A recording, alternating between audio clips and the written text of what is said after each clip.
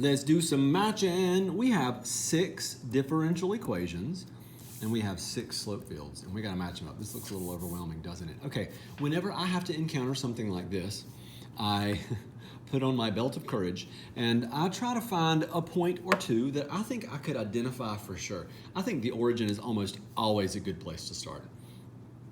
So, plugging in 0, 0 into this will give you 0. Plugging in 0, 0 into this will give you 0, 0, 0, 0, and indeterminate. You cannot graph this one at 0, 0. Okay? So far, here's what we know. I am using the point 0, 0, dy dx at 0, 0 is indeterminate. That is a different idea than undefined. This would be 0 over 0, which I don't want to say it equals 0 over 0. Again, you're like, oh, L'Hopital, not a limit, don't worry about it. So all of these have a slope of 0 at 0, 0, meaning flat, flat, flat, flat, flat. Indeterminate, that's the only one. Already, we know that number 4 is C. Okay? Let's pick another point. I think it's a good idea to pick, I like to pick 1, 1. I think 1, 1 is a pretty safe bet most of the time. So 1, 1 could be 0 or 0. We've dealt with that one. 1, 1. 1, 1 is 0. 1, 1 is 0. Okay, so we have a couple that are negative. Couple negative slopes. Notice the way that at 1, 1, the slope is tilting downward, and then on these 3, the slope is 0. Okay, so we can just experiment with that. So if I plug in a 1, 1, then I have 0. Okay, therefore, this one could be, and I'm writing lightly with a different pen right now, because I'm starting to kind of narrow things down. Plugging in a 1, 1 could give me this one. So this one could be A. It could be B. C is out. It won't be D. It won't be F. It could be E. So we have said that A, B, or E could be this one, because 1 minus 1 gives me 0, and this one has a slope of 0 at 1, 1. Okay? Same idea here. 1 minus 1 squared, going to give me 0. So this could be A, B, or E. And 1 minus 1, 1 squared minus 1, this could be A, B, or E. That's not it, that's not it. Okay? Which means D and F belong to these. Okay, we're narrowing some things down. Again, pick a point. I'm going to start exploring points that look unique to specific graphs. For example, as I look at this, as I look at the number 5, pick a number, 5. I'm looking over here at 5, 0. If I plugged in 5, 0, I would get a slope that is tilted like this. Very negative, very negative. I'm looking at that little line right there. That is very negative. Plugging in 5, 0 gives me super negative. That one's actually super positive. That one's super taken. That one is 0.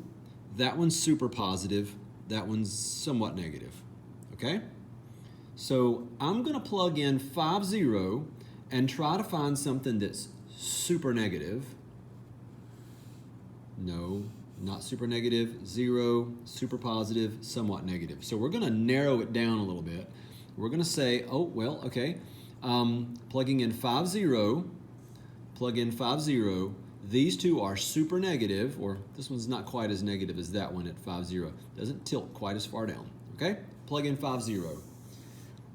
5 minus 0 is 5, right?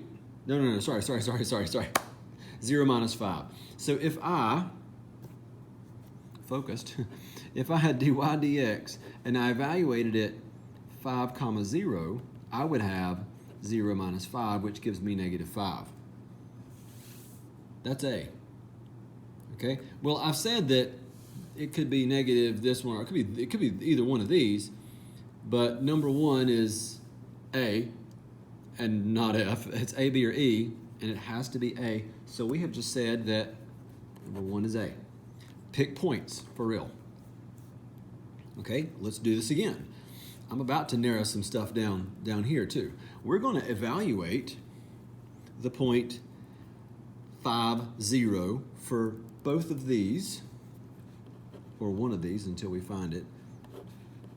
5, comma 0, and that's going to give me negative 1/2 times, well, 5, which is negative 5/2. That is not quite as negative as this one, but it is negative. So between D and F, we can have a negative, or we could have 0. This guy right here has a negative slope at 5, 0, and so does this one. So F with a negative slope at 5, 0 matches with this one.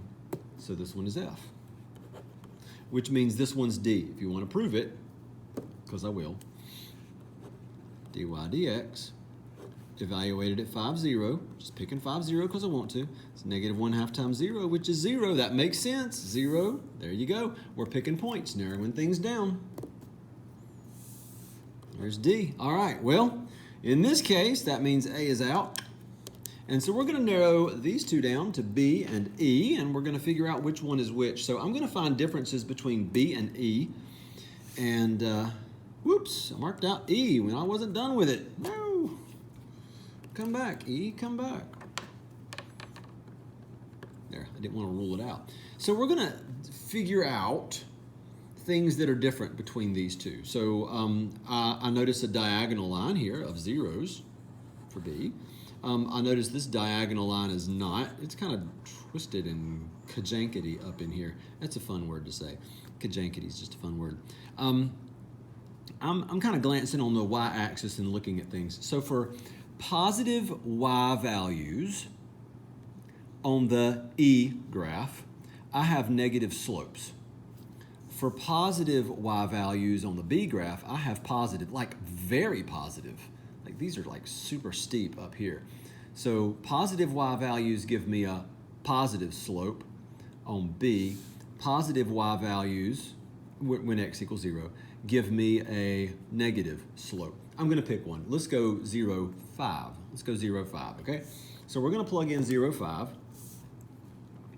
The slope at 0, 5 is going to give me, a lot of this can happen in your head. Whoops, not 0.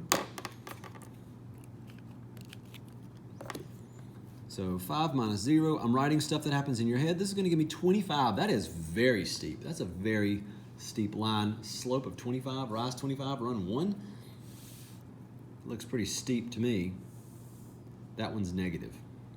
So B has a very positive slope at 0, 5, like that one does. So this one is B. And if you wanted to go a little further, you know where this is going, you know what the last one is, obviously it's E, but if you do the same thing, dy dx, evaluated at 0, 5, it would give me 0 squared minus 5, which is negative 5. So it is indeed negative, just like that one is negative, and steep, but not nearly as steep as this one was positive, so this one is E.